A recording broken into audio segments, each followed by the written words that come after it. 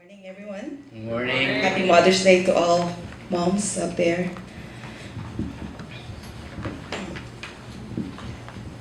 Delight yourself in the Lord, and He will give you the desires of your heart.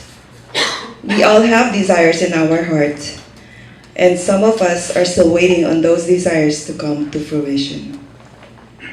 I had a desire for so long in my heart that while in a season of waiting, Psalm 37 verse 4 had been the source of my inspiration and encouragement. As some of you may know, I waited for a long time for the moment to be finally called mom. Being married for 20 years now, having a child became an obsession for me for many, many years. I had so many plans and dreams, thought of the perfect name for a baby boy or a baby girl. I dreamt of how I would decorate a nursery, carefully planned to find a good and trusted babysitter in the neighborhood, take the kids to Sunday school, etc.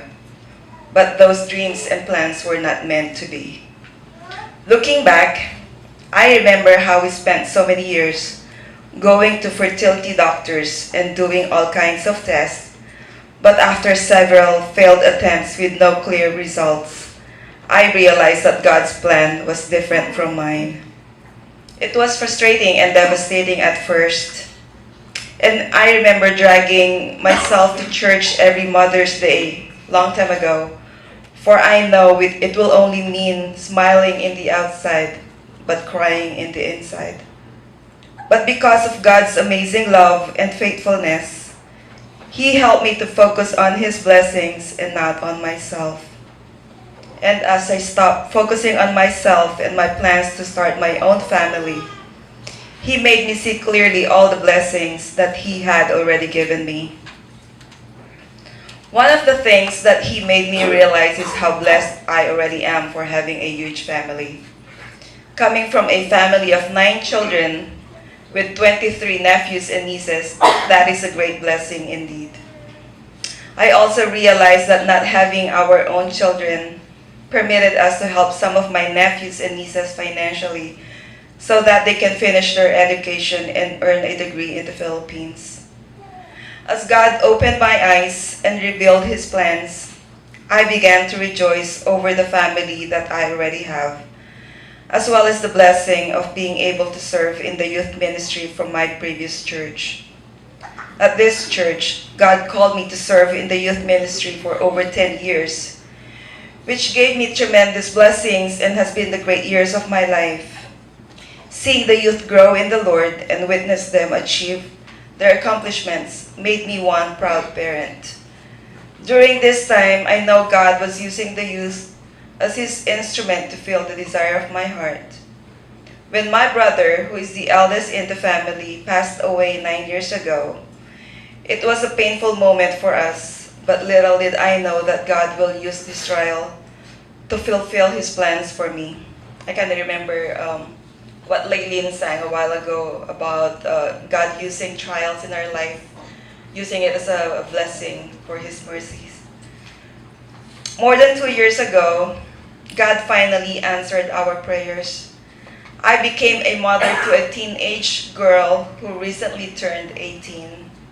Sophia, or Pia, as she is known to many, is a great blessing, and she may not be born from me, but she is definitely born from God.